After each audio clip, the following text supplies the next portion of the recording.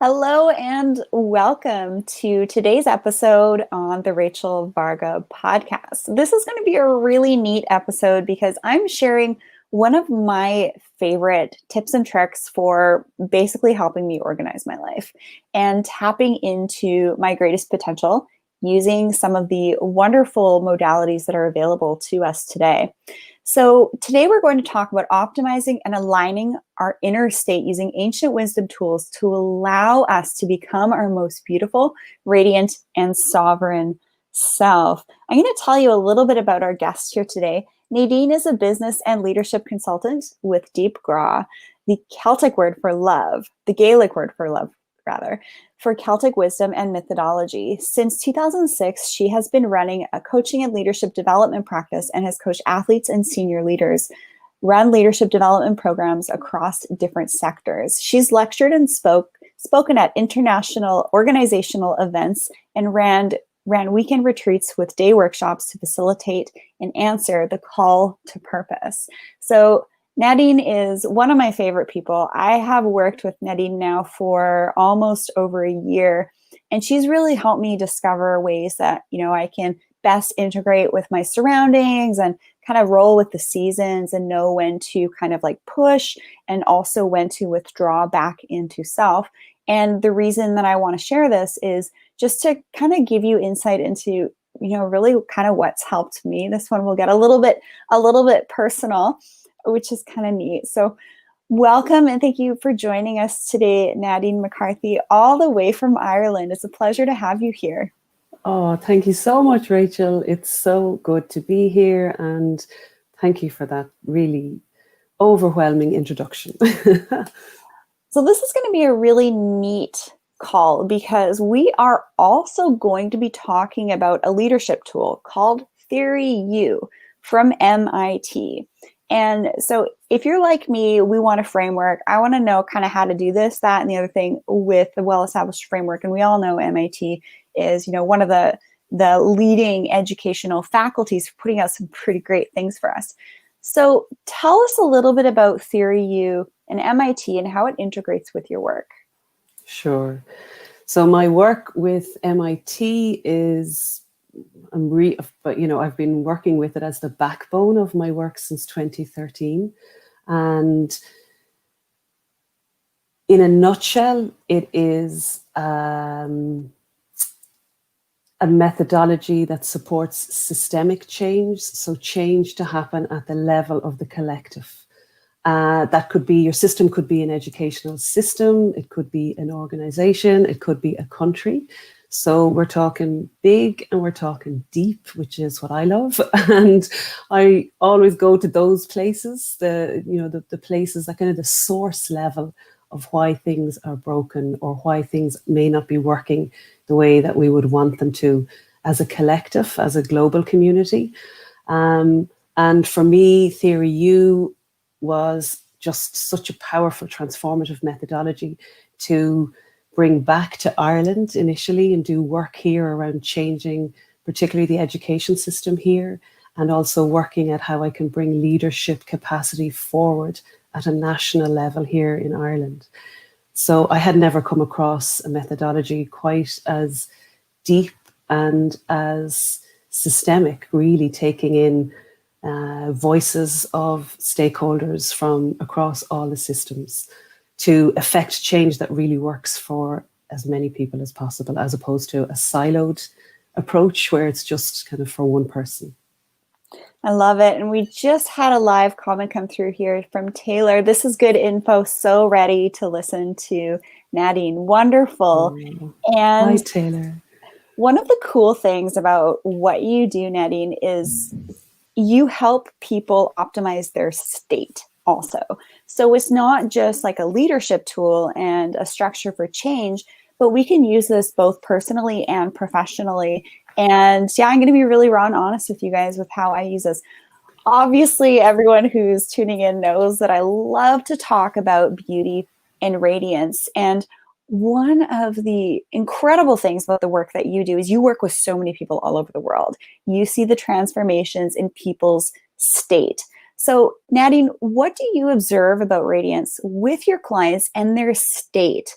of inner and outer beauty and radiance, because you cannot get this stuff from a cosmetic cream or a rejuvenation treatment. This is the inner stuff. So in today's episode, we are diving into the mind, spirit, and energy. However, all of those different aspects blend into also optimizing our physical state as well, with our thoughts and all of that. So Nadine, I would love for you to expand on the state of inner and outer beauty and radiance with us. Sure. I think that's such a brilliant question, and so important, I think, particularly in these times. For me, my work personally, and then how I show up with my clients is really an inside out job. It's always an inside out lens. And the most powerful tool that I have come across and used and developed is managing your state and working with your state. So how we are on the inside, how we think, how we feel, shows up in how we act and how we behave. So there's a being element that precedes the doing. And one of the interesting things, just from an outer radiance perspective, that I notice, particularly when I work with one-to-one clients, because it's very intimate, whether it's online or previously physically, face-to-face, is that I'm watching and observing as a coach their state and how it shows up on their face. So, how do they look when they come in? Is there heaviness to them? Is there is there a furrowed line in their brow as they speak? How do they show up? And what I have noticed, and what I kind of think is the alchemy of a session for somebody, is when you begin to see their eyes glow and that heaviness and the burden lifted from them. And that comes from having a space to process, a space to be deeply listened to, a space to get clarity on the way forward. And in some ways, the work that I'm always doing, or the intention that I always have, is to align the person back to who they truly are. And when we're in that state of being, then we can access that deeper inner flow or rhythm that we have. And in some ways, speaking to what you said about mind, body, spirit flows, the energy flows from that place. And it is so obvious on the face and the skin and the eyes of the person that you're with. I think that is just beautiful. And to sort of expand on that, what are some of the practices that your most radiant clients are doing, both personally and professionally? Sure. To pull that thread forward a little bit more on statefulness, I think what I notice brings the most radiance. And when I say radiance, I mean that vibrancy, that sovereignty, that alignment with soul, with who you are, with who you were dreamed to be, what you're here to do. Managing your state and paying attention to your state is what my most radiant clients are doing. So it's being able to have awareness of how you are, what your thoughts are, what your feelings are, how your energy is.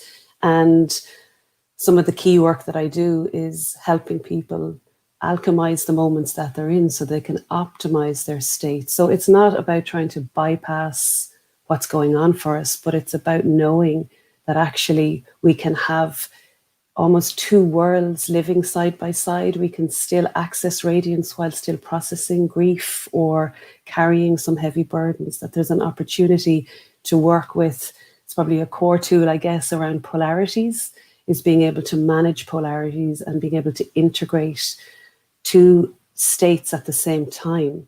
So I think that is, for me, that means that I can, like right now, my dad hasn't been well for weeks, and he's been in and out of hospital at a time when it's challenging to be in hospital, when COVID is around as well. And I have been so proud of myself in some ways to say that I'm living the work that I'm practicing, the work that I'm also sharing. And I have been able to hold some of the heaviness of what's going on for him and some of the uncertainty and unknowing about his future and his physical health with emerging opportunities and gratitude and being able to live still in alignment with my own spirit and live that on a more moment by moment basis. And I think that's hugely powerful, to be able to weave or balance or integrate what seem to be two opposing states at the same time. Lovely. And just expand on this. What are the different states of being? What is polarity? Because polarity, duality might be a new term for some Sure. listeners here. So just expand on that briefly. Sure. Well, if I explain it from a polarity perspective, I think that in some ways I can give a visual demonstration with a gesture in my hand, which is like an embodiment of it. So it's like the infinity symbol on its side. So like it is the infinity symbol, like the figure 8 on its side. So you've got the opportunity to weave two different states at the same time, so they can sit alongside each other. So it's not about having an either or, it's both and. And the work that I do around the term that I've coined around it is statefulness, is that we can occupy and step into these different states at the same time and still optimize the moment that we're in. So I think the state of being for me is so much from an energetic perspective, and how we can influence our energetic state to then influence how we think and how we act. So it all happens from an inside energy perspective first, and that we have the power and control to manage that and optimize that in any moment. I think that's beautiful. And when we do that, what happens is we take ourselves out of that sympathetic state, which is like that high beta, stressed out, gotta get stuff done, do this, do that, and more into the parasympathetic state, which is the more relaxed state where your body is able to, better recharge its batteries, if you will, and rejuvenate. We had a lovely question come through here. Yes, managing polarity, the aspect of duality, good, bad, what you mentioned with your dear father not doing so well health-wise. I mean, that is definitely a stressor on your state, but then also allowing yourself to be able to then celebrate yourself with some of the other lovely things that are happening in your life. We had a comment come through from Taylor. Yes, managing polarity. What is like a good mental self-care strategy that you can share with us? Sure. Well, I think the ultimate mental self-care tool is being in nature, is walking in nature, connecting with nature. I often think that, nature reveals our own true nature. So when we're in nature, it supports us to connect with our own true nature. And where I do my best work or even thinking and creativity, I mean, I know we'll probably talk about it a little bit later, but, the Celtic Leader program was practically all dreamed in nature, walking with nature and working with nature. And so there's a couple of different ways of doing that. But that for me has been the most powerful, transformative. And I think for me, nature she's so still. And, she has spent years in stillness and kind of steeped in her own essence and being fed through her own life force. And so when we I often call it walking the land, like being out on the land, walking the land, let the land inspire you, let nature reveal an answer to a question. And that's you can in Imram, right? In Celtic terms, we would call that an Imram. Yeah, exactly. Which is, I mean, there's lots of different definitions of it, but the way I define it is rambling with purpose. So, you go out, you might go out as Tiffany said, you might go out with looking for mental self-care. So you might go out with a question, I feel very oh, sorry, not Tiffany, I beg your pardon, Taylor, that you go out with a particular question, and you just walk in nature and let nature speak to you. And walking the land is, for me, is bringing that life force back through your body and up into your energy system. So that's the main one. But of course, the other tools like, mindfulness and meditation, and being present, like actually doing what you're doing, being in the task or in the moment that you are, is so liberating, because there's no effort. It's just you are doing what you're doing. You're listening, you're, whatever you're doing. So you're fully in that. Lovely. You are very welcome, Taylor, for answering your question. And, I practice what I preach right after this interview here with you, Nadine. I'm actually going to be going into the woods with one of my best friends, 3 hours out of cell reception, no sounds of humans, traffic, airplanes, nothing.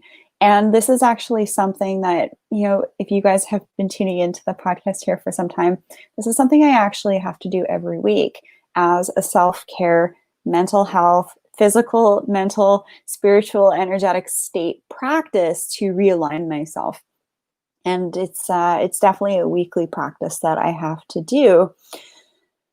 So why is working with a leadership tool like Theory U from MIT helpful for working with our purpose, our life's mission, our life's work? How does it give us a framework? Sure. Well, I think for me, what drew me towards Theory U was like everything I read about it kind of lit my cells up. The language was very resonant, but also very accessible in a leadership context, but still had that depth or spirituality to it without using that word. I think also working with the leadership tool like Theory U is that it places an emphasis on the inner state, inner condition or interior condition. And that actually when we shift that, or when we shift our own consciousness, that it's only then that we can really truly shift consciousness in the system. And I think that's really unique, because so much of the external work that's done in terms of change management or trying to change systems is done without consciousness. It's done without awareness.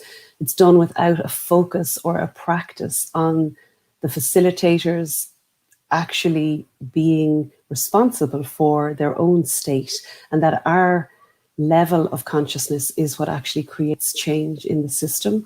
And that's so powerful. Also, one of the other things that feels really important to say is that the methodology of Theory U supports us to understand how the future can come towards us and can actually emerge through us. So we are potent, sovereign beings.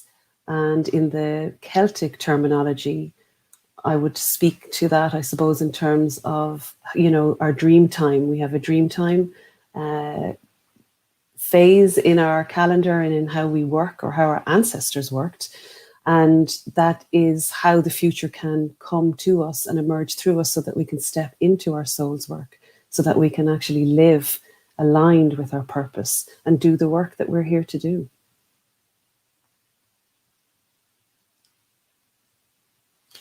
This is a perfect segue into my next question for you.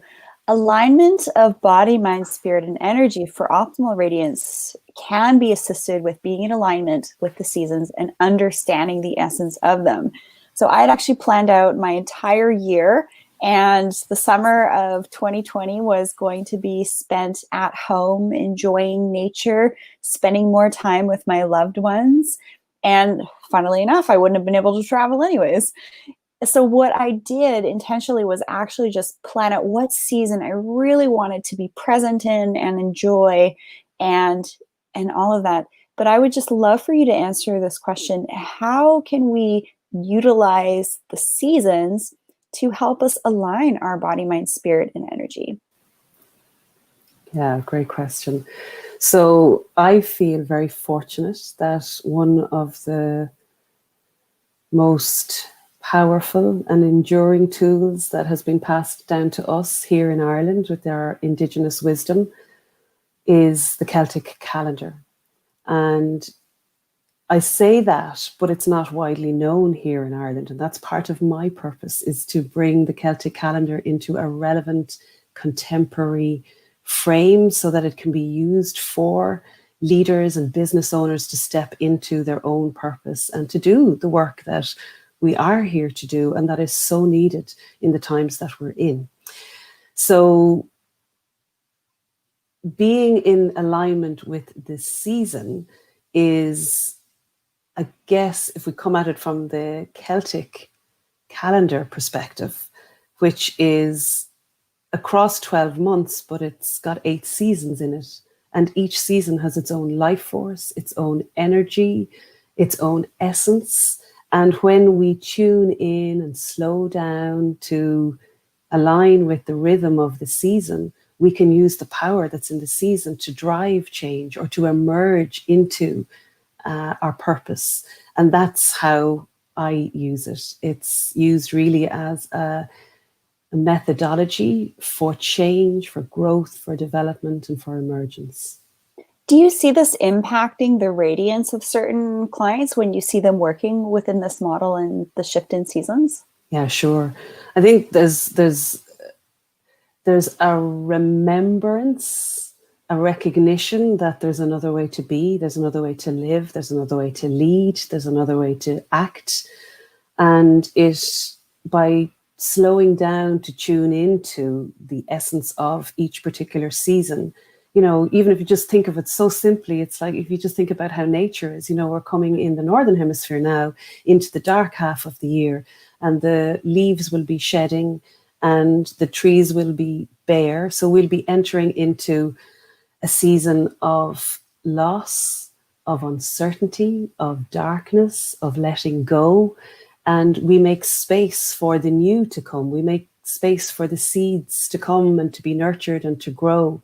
So when you know, just think about nature or think about the life cycle of a tree, we can so easily tune into what the different seasons are and what they bring.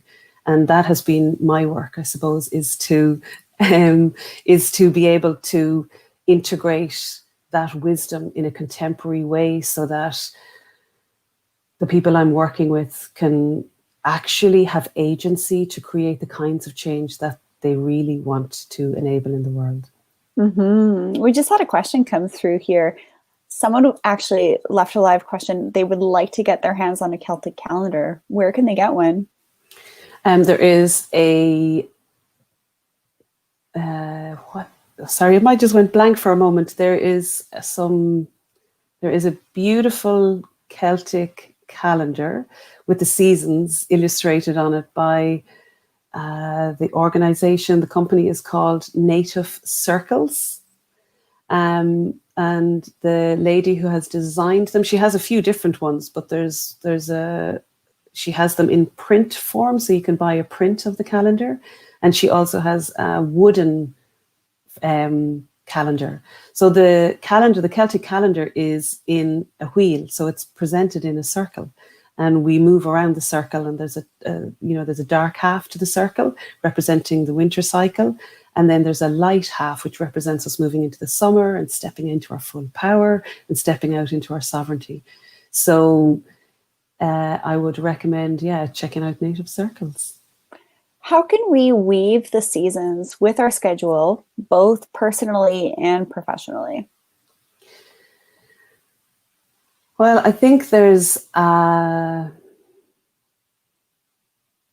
okay, so obviously there's, you know, just in terms of what I said there, by you know, even tuning in ourselves to what season that we're in or what season we feel that we're in, because I think just going back to the polarity piece, often we can, you know, going back to the, you know, this idea of the infinity symbol or the figure 8 on its side, is that we can very often feel like we are in what we would call in the Celtic calendar Samhain, which we're coming up to now, which is all around Halloween. And this is actually the beginning of the Celtic year. So we began our year in the darkness. And there's an opportunity to tune in even to see, where am I? We know, what kind of season do I feel like I'm in now, without knowing the finer details of the Celtic calendar and how to integrate it. We can actually pause at any moment to say, how do I feel? Do I feel radiant? Do I feel like I can step out? Do I feel I'm in my full power? Which would be more like summer solstice, when we step out and we're radiant and we're stepping into our full potential. So I guess, without diving into the details of the indigenous wisdom or the calendar, we can just very simply tune in. We can look outside our window and look at what's going on in nature, and mirror that and see, what is nature showing us? What is nature revealing to us? And how can I live in alignment with that? That's so beautiful.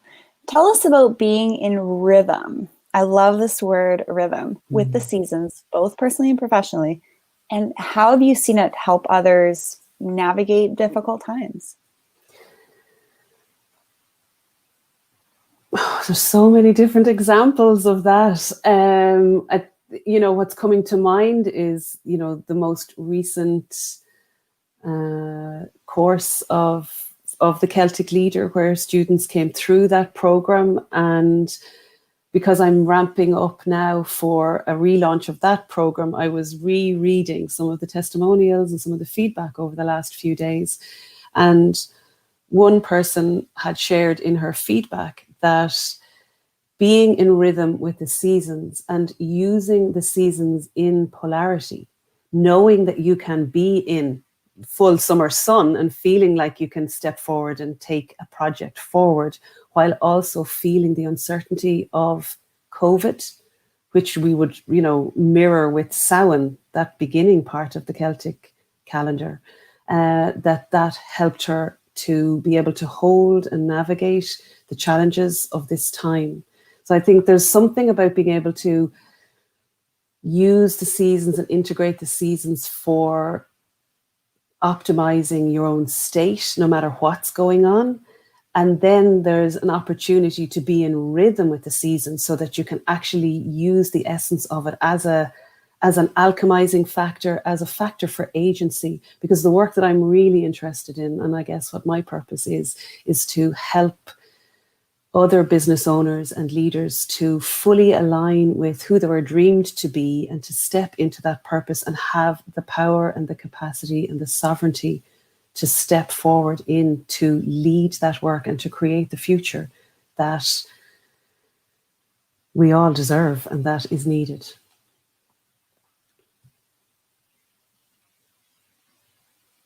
I definitely do want to talk about dreaming. But first, I would love for you to just kind of expand on the diagram of Theory U from MIT. Describe the U and what that is symbolic of. Sure. So the U, as you just drew, is a U, and it's a beautiful symbol for what the actual journey of the U is. There are many components to the U, but to explain it most simply, I'm just going to talk about it in 3 distinct stages, which are the main stages, although there are more within each of the stages. So if you imagine that you start on the left-hand side, as you would with the U, and you go up the right-hand side. So that's your journey. And just picking a few placeholders, placemats along, just to kind of explain it to you. If you imagine that at the beginning of the U, so as just before you drop down, that is representative of your current reality. And on the opposite side, so at the ending of the U, at the other top side of the U, is your desired future. And what most people do, and what most society, what most change is about, is trying to get from your current reality to your desired future in a straight line, in a linear way, as quickly as possible, so that we can get results and that we can get into action and we can drive and strive and all of those kind of unhealthy masculine, which is not about being male or female. It's about having these elements, these principles, this kind of way of being that is accessible for us, whether we're male or female. So what the U does is it allows you to drop deeper. So even the difference between that and this as a gesture is probably quite revealing already. But if I talk just briefly through the 3 stages of the U, the first stage of the U is to observe, observe, observe. So it's so important. It has to be said 3 times. And that is the first stage. And it's about stepping back from, up, over, underneath your, the current situation that you want to change or you want to bring change about in, and observing that from your own perspective, but also from as many stakeholders as you can, possible, so that you're gathering in different voices and really understanding what is going on here. What's the current reality, not just for me, but for as many voices within the system as I can possibly listen to, so that that begins to shift our awareness and our consciousness of what the current reality truly is, as opposed to what we might think it is. And there's various tools and techniques to enable that. But probably one of the biggest ones is, and most powerful ones, is listening, is being present and really listening to what is alive in the current reality, where the problems are, where the challenges are, where the dreams are, where the future wants to emerge. And then the bottom of the U is what's called retreat and reflect. So it's about having space and creating conscious, deliberate space to process what you've heard in the observe, observe, observe phase, and to create space for the future, for the highest future, for the highest potential future for all to make itself known. And one of the core capacities here that MIT and that theory you talk about is presencing, which is such a beautiful leadership capacity. It's a blend of 2 words, which is being present and sensing. So presencing, so when we presence the future from the bottom of the U, we sense what the highest potential future for the collective good, for the good of all the stakeholders is. And this is also, I suppose, where we move from what MIT or what theory you would call an ego system, where we just think about the good of one silo or one person or one aspect, and we move from ecosystem to ecosystem, which is about the collective good of all, including yourself as well. So that's the bottom of the U. So that's the retreat and reflect. And from that deeper place of listening and presencing the future, like what future wants to arrive, what future is wanting to be born, then you move up the right side of the U into acting in a moment or acting in an instant. So this is where we create the future by doing. We move into prototyping, which is also, in some terminology, kind of like a pilot program or a beta launch, where we try to create a microcosm of the future that we want to create as quickly as possible while holding the whole system. And then we learn and we get feedback and we iterate and we journey back around the U again. So I hope that was okay. I hope that gave a good sense without being too detailed.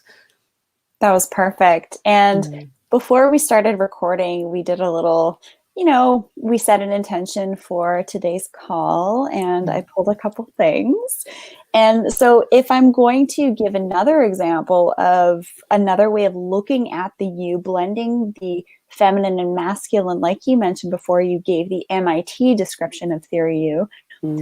The top could potentially be the wisdom of the divine feminine, and then dropping down into almost like a second ray of wisdom, where you're kind of thinking about, okay, what's going to happen next? I had this idea here. How can I get a little bit more insight into this? And then the other top of the end of the U is getting into the power of the divine masculine, which is more like action and launching. So wisdom, getting a little bit more wisdom, and then action. So it's different than that linear approach, which is kind of neat, because even things like polarity in our world, things are changing, they're evolving, and we need to find ways to adapt and be able to integrate. So my last question for you, by the way, what's your take on that? I was going to say, I'm going to have to go back and say to her what I think of that. I think that's beautiful. And that is, In some ways, I think that's the deeper calling of our society. I think that's the deeper calling of our global crisis. It's the emergent highest potential future, is how can we integrate the wisdom of the healthy feminine, or the divine feminine as you called it, with in right action, so that when we take action, it's from that deeper knowing, that source dimension of what's really right, what's really wanting and needing to emerge here. And that is, again, going back to the polarities, it's that beautiful weaving, it's that beautiful dance and balance of not one or the other, but both. And my final the final piece just to say about that, in terms of what you've described, which is a beautiful way of describing it, is that the being precedes the doing. So the journey down the left side of the U into the divine feminine, or into the healthy feminine aspects of being, of listening, of waiting, of being open, of dreaming, of receiving the dream, is then powered from that deeper place. And that's why we can have agency. That's how we can move forward with in the healthy masculine, or in the divine masculine, because it wants to take action then from that source deeper wisdom place. Yeah. So thank you. That's a beautiful way of saying it. Mm-hmm. So tell us a little bit about dreaming. So we touched on Imram, which is being in nature and just kind of going with the flow, letting the inspiration come to you, walk where you kind of feel like you want to walk, go down this path, go down that path. But tell us a little bit about dreaming and how we can utilize it to optimize our body, mind, spirit, and energy. Well, in the dreaming is aligned in the Celtic calendar with the winter solstice. So what happens at winter solstice is we arrive at the darkest point of the year. We arrive at the darkest point in ourselves, and we completely surrender and we completely let go. And that is the divine feminine. It's the absolute beingness, and trusting that what happens in the winter solstice then is that the spark of the divine masculine, the seed of the new light, penetrates the darkness. So in Ireland here, we have an ancient site called Newgrange, and our ancestors built it for the winter solstice, so that in the internal tomb, in this monument, the winter solstice, the sunrise, is aligned with this particular monument, Newgrange, and the light that returns in the depths of winter is like a seed of light for the promise of the return of the sun, but it's also the dreaming, it's the seed of the dream. So because we've emptied out in the darker part of the year, because we've let go, we've surrendered what no longer serves us, we've looked at those patterns that either no longer serve us or serve humanity, then the seed of the light, the returning solar light that is born in the darkness of the winter solstice, comes in. And for me, that's representative of the dream. It's the dream of the new, it's the dream of the future. It's still very fragile. It's, it's the first return of the light, which is representative of the divine masculine or the healthy masculine, but it's still very fragile. It's still building in strength. So we take the seed of the dream and we begin to nurture it through the rest of the seasons, and then on into the seasons, to grow it, but do that through discernment and through focus and through being really clear about what our dream is, what is our vision for the future. And it's in the moment of the Celtic calendar, or in the Celtic Leader program, that the highest potential future, and we have a word for that, which is ashling, which is directly translated, is actually a poetic vision of the future. And it is in the winter solstice that the ashling, the poetic vision of the future, the highest dream of the future, is born within us. And it's from that point forward then that we begin to use the rest of the seasons to nurture it, to grow it, to strengthen it. And so that in the lighter part of the year, that we can step out and own that and lead that and shine in that. Lovely. So do you have any closing words for us? If you have any insight into how we can sort of optimize our state so that we can be our most beautiful, radiant versions of ourselves? Oh, I feel in some ways what's just coming up for me is that I feel like I'm going to just reiterate what I've already said. So maybe I'll just make those few closing remarks, and if something new pops in and emerges in the moment, then I'll add that. So to be our most radiant, vibrant, aligned selves is to really step back into connection with nature and to work in rhythm with her and to allow her to guide us and to direct our way of being. And as we do that, we notice that our state becomes more calm, more clear, more focused, and the effort and the tension or the stress of the doing falls away. And I just am reminded in the moment of one of our great, now deceased, but one of our great poets here in Ireland, a poet by the name of John O'Donoghue. He wrote, just before he died, apparently these were some of his last words, in poem form, and he spoke about, let me just gather my thoughts for a moment so that I hopefully can re-quote him. He said, I would like to live, or something like, I would like to live my life as a river flows, carried along by the surprise of its own unfolding. And I think that describes rhythm and flow and the potential of how, when we drop into our being and allow ourselves to access that deeper source dimension within us, that the flowing forward, the doing happens in a much more powerful, organic, natural, rhythmic and aligned way with ourselves. So yeah, I think that's a wrap from me. Beautiful. So, Nadine, where can people learn more about you and reach out to you and learn more about this Theory You methodology and all of that wonderfulness that I've done with you, actually? Sure. Yeah. Thanks, Rachel. So, the website is nadinemccarthy.ie, and the Celtic Leader is, I am just redesigning it for this year's program. So last year's program and content is still live there, but by next week, the site will be, this year's program will be up, and you can find that on thecelticleader.com.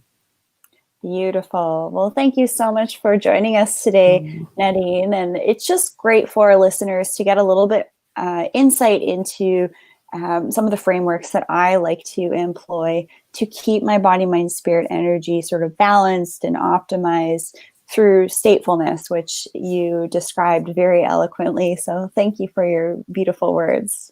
My pleasure. Thank you so much for having me. And thank you for that beautiful description of the you as well.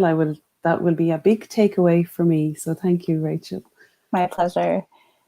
Thank you to everyone who tuned in today, and please let me know what you've learned from this interview. Make sure you reach out to Nadine if this message resonated with you, because this is just another helpful resource. I just like sharing resources to help you guys out. And you just kind of can pick and choose from some of the interviews that I'm doing what's going to be most helpful for you. And I just absolutely love Nadine's voice, and it's so calm and peaceful. And I'm just so grateful for each and every one of you taking the time to listen and be calm with us for about 45 minutes or so. So if you'd like to learn more, please reach out to me at RachelVarga.ca. Obviously, I'm a big fan of helping people optimize their skin and rejuvenation, but this is definitely something to add to all of the different pieces of the puzzle that you're already doing. So what's the state of your internal health, right? Making sure that you are working with your physician to optimize what's going on there. If you think you have a health issue, please make sure you reach out to your physician, as what's talked about here is not medical advice, it's educational information. But if you have any questions about skin and sort of like the practical skincare rejuvenation, just book a one-on-one session with me at RachelVarga.ca. The podcast gets into a little bit more of the body, mind, spirit, energy, faculties, and states, and all of that. So this is just a great adjunct to working with me one-on-one. So I hope you all have a lovely rest of your day. And until next time, we'll see you in the next episode right here on the Rachel Varga podcast.